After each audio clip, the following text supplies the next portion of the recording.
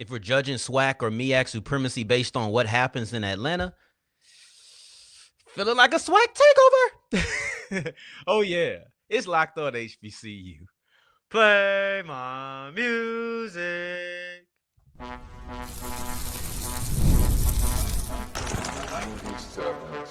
You are Locked On HBCU, your daily podcast covering HBCU sports. Part of the Locked On Podcast Network, your team every day.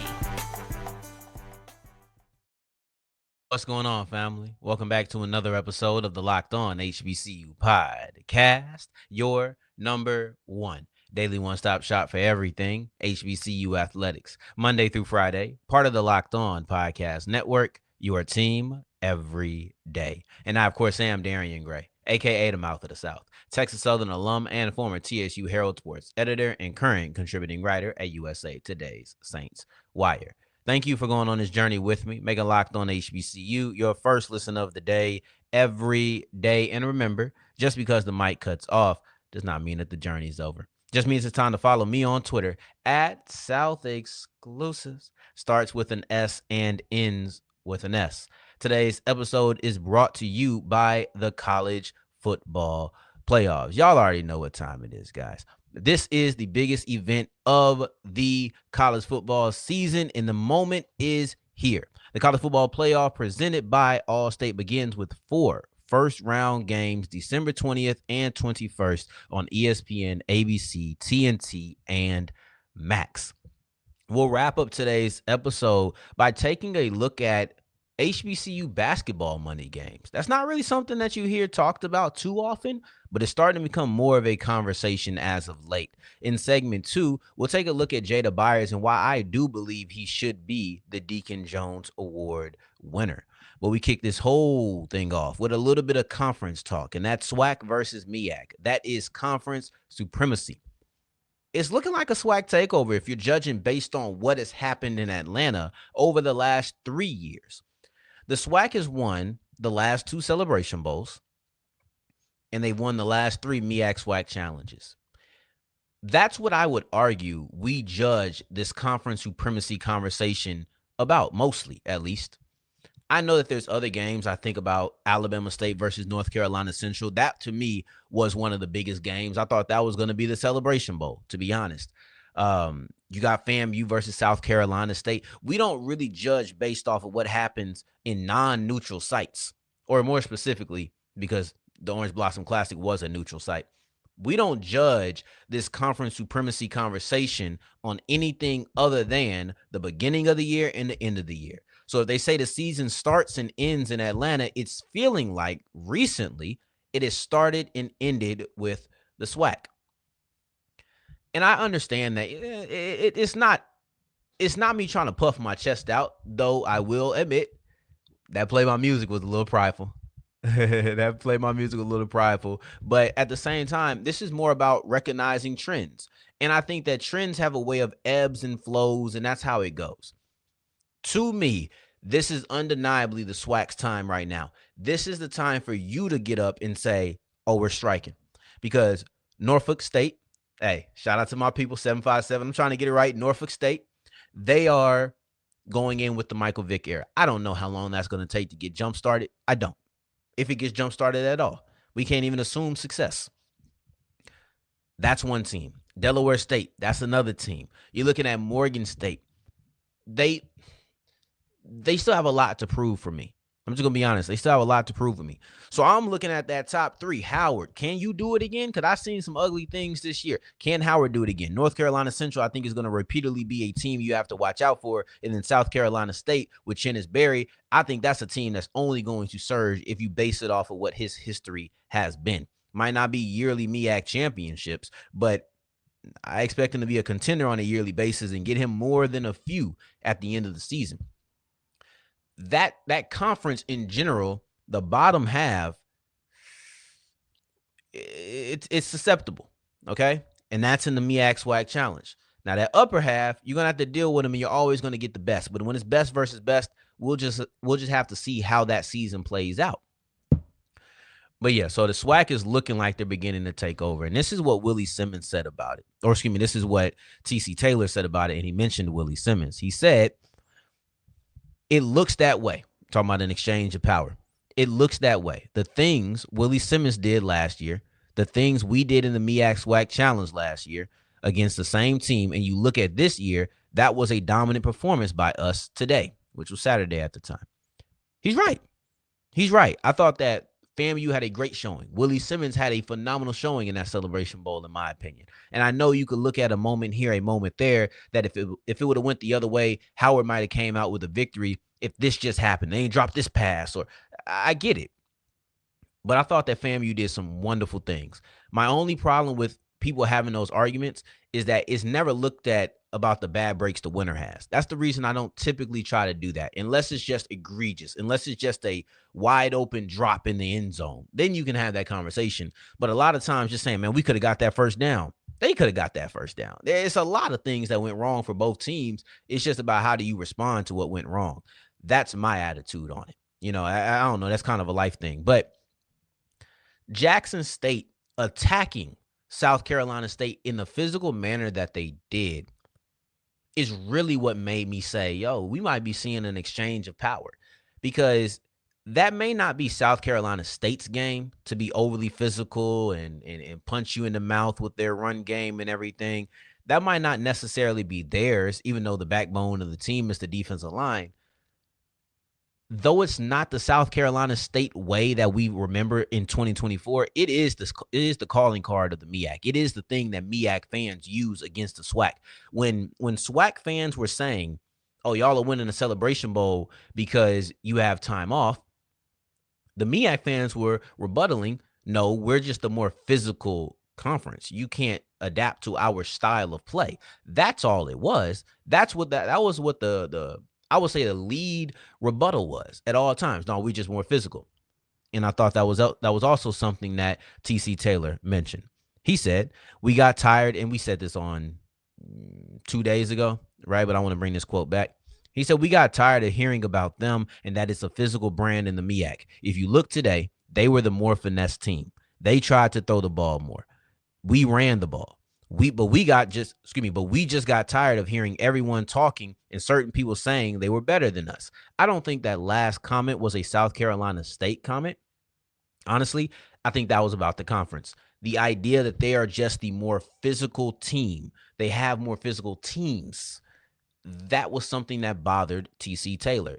And for them to come in and win a Celebration Bowl and use such physicality, it felt like an exchange of power, because what can you say now? We went and did your calling card against one of your representatives. But you look at the MEAC-SWAC challenge, there's nothing to scoff at either. You still have the MEAC with a lead in both of these games, right? But when you have such a hole that you're trying to dig yourself out of, this is ebbs and flows. You had a time in which you dominated. It's feeling like the SWAC time right now. This is what it's feeling like. So in 2024, this year, FAMU beat Norfolk State.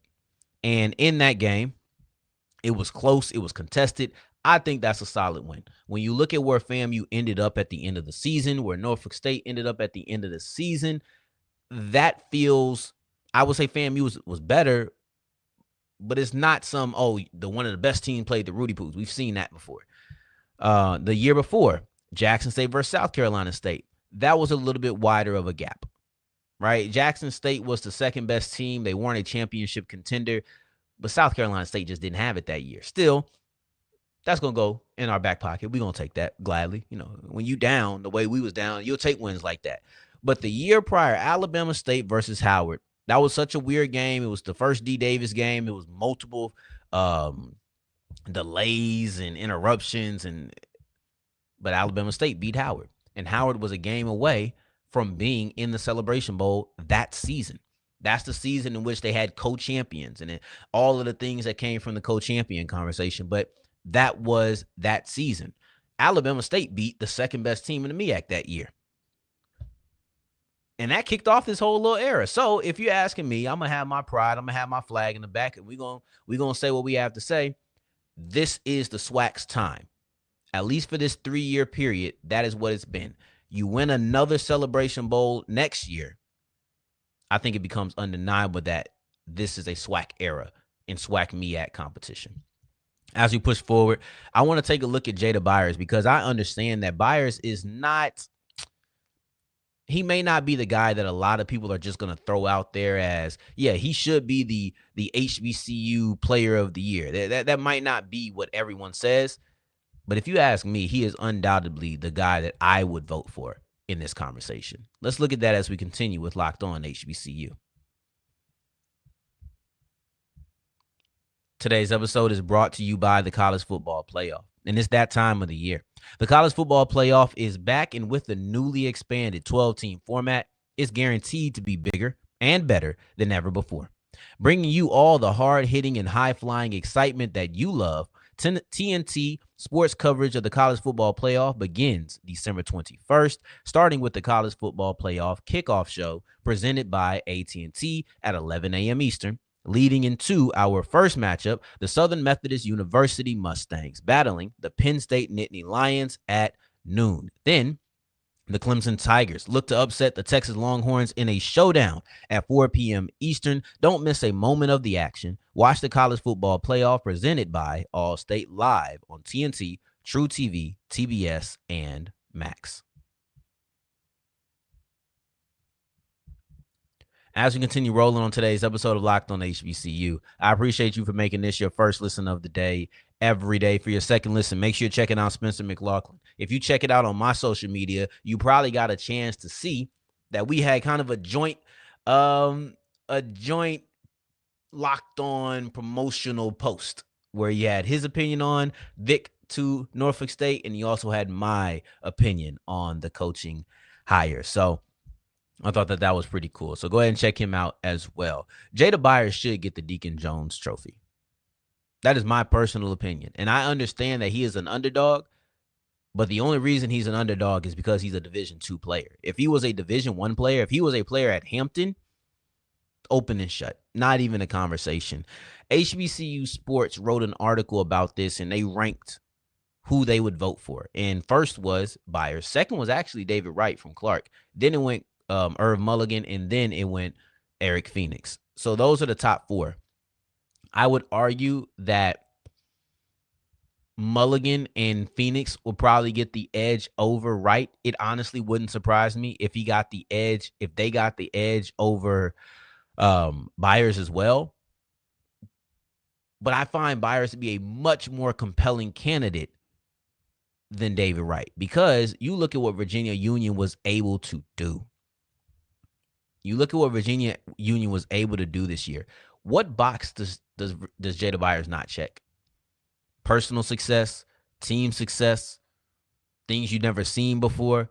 He checks all of those boxes. And listen, the Deacon Jones Trophy, it won't be announced until the Celebration Bowl. And I would love to see Jada Byers there. But it's not going to be announced until the Celebration Bowl. The finalists should be announced very soon. But we won't know who it is exactly until we get to February 25th-ish or something like that. So we'll have to wait and see exactly what happens. But Jada Byers, to me, when it gets to that time, he'll be the person that I'm putting my name after. If they say, hey, Mouth of the South, we want to give you a vote, we're going to pick him. I'm going to pick him. And why? This is typically a quarterback award. This is typically an award that is going to go to the best quarterback on the best team. We saw that last year where they gave it to FAMU. They gave it to Jeremy Musa. And I've said a lot of things. Last year, I felt Ladarius Owens should have been the Deacon Jones Trophy winner. I feel like he should have been the SWAC Offensive Player of the Year. But he missed a key component, and that is team success. They haven't had a running back win this award since Tariq Cohen did it in the first year of its existence. So with that being the case, what makes Jada Byers special? Number one, he doesn't have to worry about his team being bad. His team made it to the playoffs. His team had the farthest push in the postseason of any other HBCU.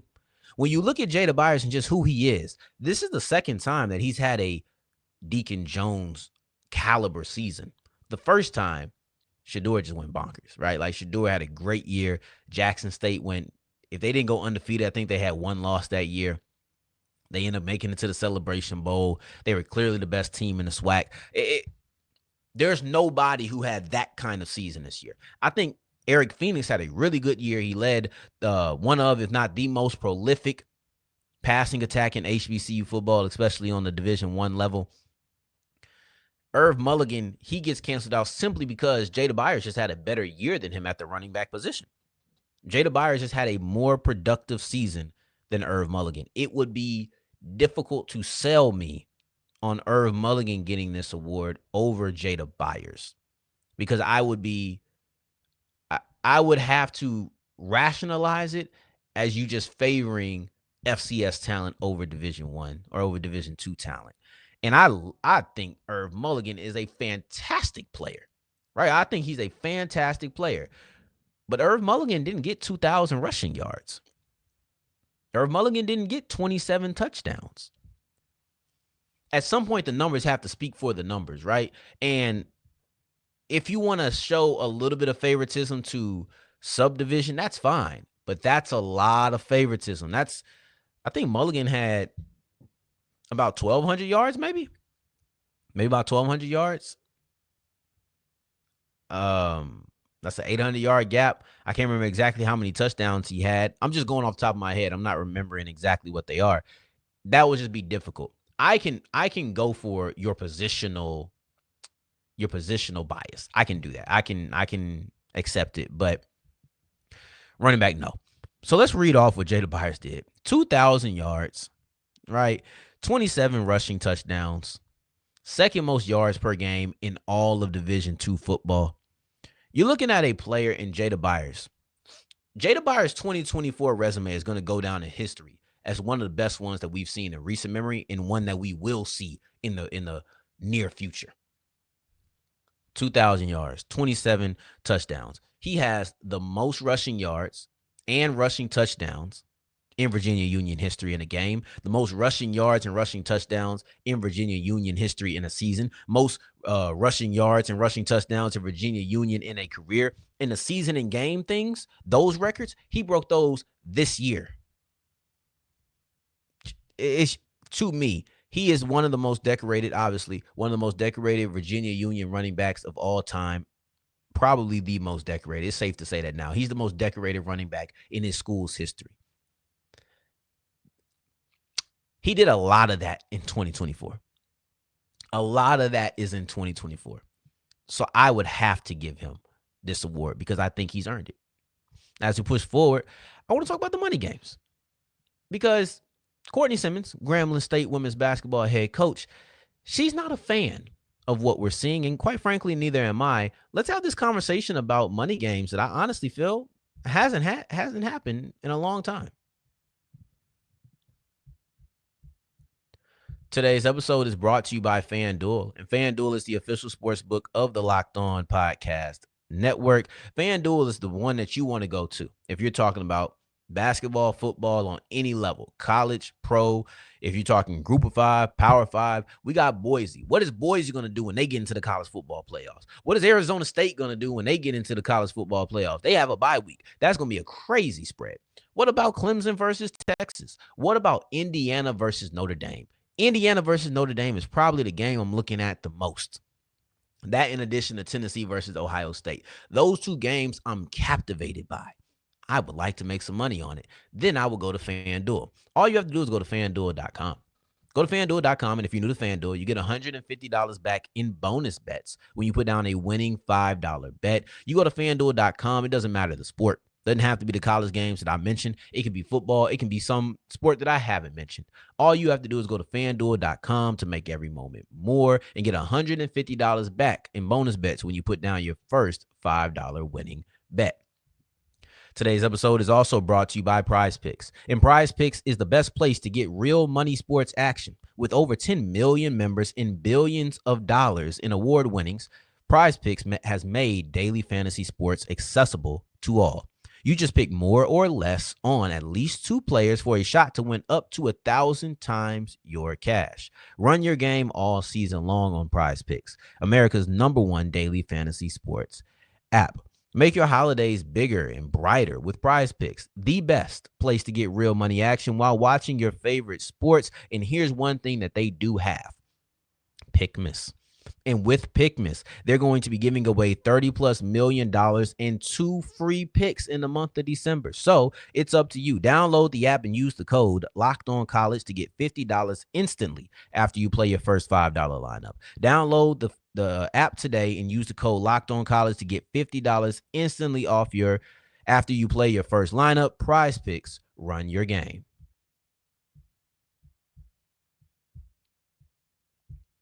As we're wrapping up today's episode of Locked On HBCU, I appreciate you for making this your first listen of the day, every day, making it all the way to segment 3. And I thank you 2 times for that.